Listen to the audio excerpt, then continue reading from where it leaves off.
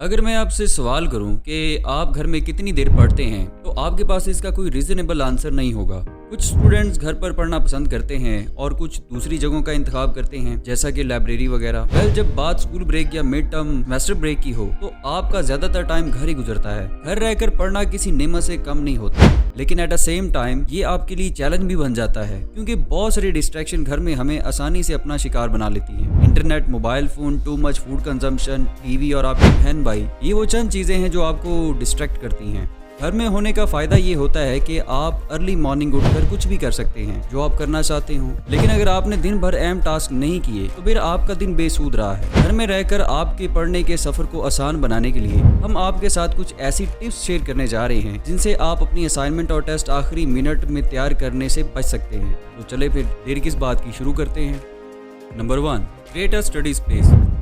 घर पढ़ने से जो सबसे बड़ा मसला हमें फेस करना पड़ता है वो ऐसी जगह की तलाश है जहां हम फोकस कर पाएं। ऐसी जगह जहां कोई भी डिस्ट्रैक्शन मौजूद ना हो। इस चीज़ को मेक श्योर कर ले कि जिस जगह आप पढ़ने लगे हैं वहां किसी किस्म का शोर तो नहीं है, वो जगह पुरसकून है, आरामदेह है और उस जगह प्रॉपर लाइट का इंतज़ाम हो। इस जगह पर आपकी सारी स्टडी सप्लाईज मौजूद हो ताकि जो चीज़ पढ़ने के लिए आपको चाहिए वो वहीं मौजूद हो। पीने के लिए पानी उसी जगह पर मौजूद होना चाहिए। ये ना हो कि पानी लेने के लिए जाएं और आपको टीवी की आवाज़ अपनी तरफ खींच ले और फिर प्रोक्रास्टिनेशन की वजह से आप अपना टाइम जाया कर बैठे। प्रोक्रास्टिनेशन के अबाउट अगर आप जानना चाहते हैं तो इस पर हमने डिटेल वीडियो बनाई है जिसमें हमने बताया है कि आप कैसे इससे बच सकते हैं। ऊपर आई बटन में इस वीडियो का लिंक शो हो रहा होगा, इस पर आप क्लिक करके आप इस वीडियो को देख सकते हैं।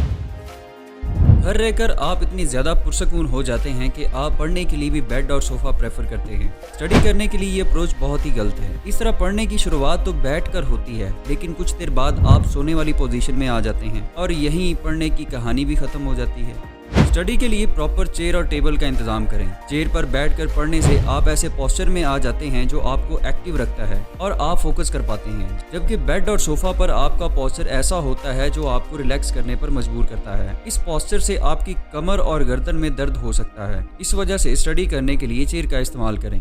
Number 3, don't count the time. पढ़ने के दौरान अपने स्टडी आवर्स को गिनने की कोशिश ना करें। ऐसा करना आपकी स्टडी पर नेगेटिव इफेक्ट डाल सकता है। घड़ी को बार बार देखना आपकी सबसे बड़ी डिस्ट्रैक्शन हो सकती है।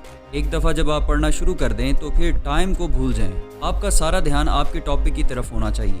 घड़ी को देखने के बाद आपके ज़हन में टाइम से मुतल्लिक चीज़ें चलना शुरू हो जाती हैं, जिसकी वजह से आप अपने टॉपिक से भटक जाते हैं। ये ना सोचें कि मैंने 2 घंटे लाजमी पढ़ना है और फिर इस चक्कर में आप घड़ी को बार बार देखना शुरू कर दें।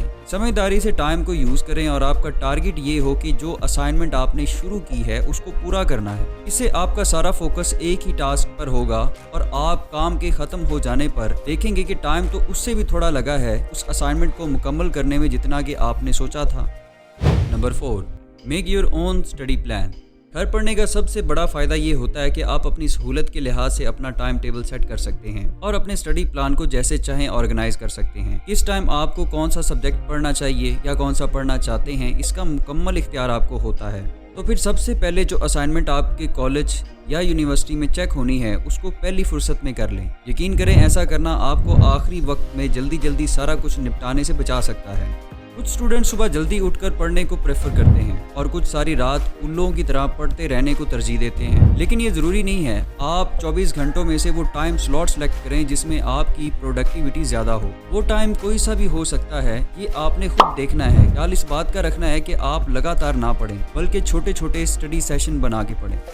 Number 5, steer clear of distraction. जब बात ध्यान लगाकर और अच्छे से पढ़ने की आती है तो साथ ही साथ ऐसी डिस्ट्रैक्शन भी मौजूद होती हैं जो आपको पढ़ने से दूर ले जाती हैं। घर में लाइब्रेरी वाला माहौल भी नहीं होता जो आपको साइकोलॉजिकली पढ़ाई पर फोकस करवाए। अगर आप ऐसे इंसान हैं जो मोबाइल फ़ोन की वजह से फ़ौरन डिस्ट्रैक्ट हो जाते हैं और गलती से सोशल मीडिया के जाल में फंस जाते हैं, तो सबसे पहले अपनी विल पावर को मजबूत करें और फ़ोन को एक खास टाइम के लिए बंद करके मंदिर से गायब कर दें। इसका सिर्फ यही एक हल है। मोबाइल अगर दूर भी हो लेकिन ऑन हो तो आप खुद को ज़्यादा देर तक उससे नहीं रोक सकेंगे। और पढ़ने के दौरान अगर आपने एक दफ़ा सेलफोन को चेक कर लिया और उसके किसी भी सोशल मीडिया प्लेटफॉर्म के ऊपर चले गए तो आपको पता ही नहीं चलेगा कि उसने आपके 1 से 2 घंटे कैसे किल कर दिए।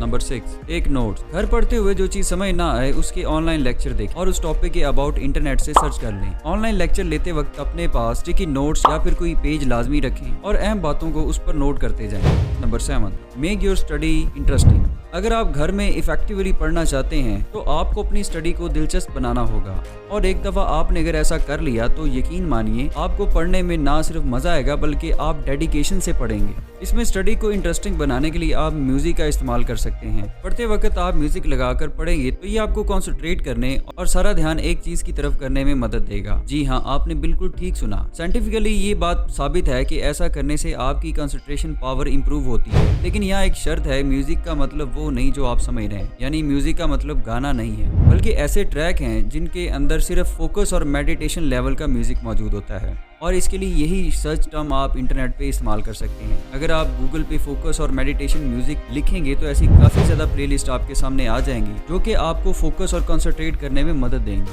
इसके बाद है मेक फ्लैश कार्ड्स। ये चीज़ बुक मेक इट स्टिक और the moon walking with Einstein में बाकायदा लिखी है कि अगर आप चीज़ों को जल्दी याद करना चाहते हैं तो फ्लैश कार्ड का इस्तेमाल करें। एक साइड पर सवाल और दूसरी जानब उसका जवाब लिखकर अपना क्विज खुद लें। ऐसा करने से आप एक्टिव रहेंगे और अपना क्विज खुद ले सकते हैं। और आखिर में जो चीज़ आपकी पढ़ाई को दिलचस्प बना सकती है वो है चेंज योर स्टडी एरिया, यानी जिस पुरसुकून जगह पर आप बैठकर पढ़ रहे हैं एक हद से ज़्यादा आप वहाँ पर बैठेंगे तो आप बोर होना शुरू हो जाएंगे। तो इसके लिए अपनी पोजीशन को बदलें, घर में किसी और जगह बैठकर पढ़ना शुरू हो जाएं। लेकिन इससे भी ज़्यादा बेहतर है कि आप अपने घर के करीब किसी पार्क या कॉफ़ी शॉप में जाकर पढ़ें। इससे आपके इर्द गिर्द का माहौल चेंज होगा और आपको फोकस करने में भी मदद मिलेगी। लेकिन इसमें भी इस बात का आपने ख्याल रखना है कि ये जगह भी पुरसुकून होनी चाहिए। अगर आप पार्क में भी ऐसी जगह चले गए हैं जहाँ पर ऑलरेडी भीड़ भाड़ है और लोग वहाँ पर खेल कूद रहे हैं तो उस जगह भी आपके लिए पढ़ना मुश्किल हो जाएगा। तो ये थी चंद टिप्स जो मैंने आपके साथ शेयर किए हैं कि आप घर में रहकर किस तरह से पढ़ सकते हैं। आप भी जब घर पे मौजूद हो तो इन टिप्स को अप्लाई करके अपनी स्टडी को बहुत ही ज़्यादा इफेक्टिव बना सकते हैं। और अगर आपको हमारा ये कंटेंट पसंद आ रहा है तो एज यूजुअल अपने दोस्तों के साथ लाजमी शेयर करें। Thank you for the watching best solution in a short time.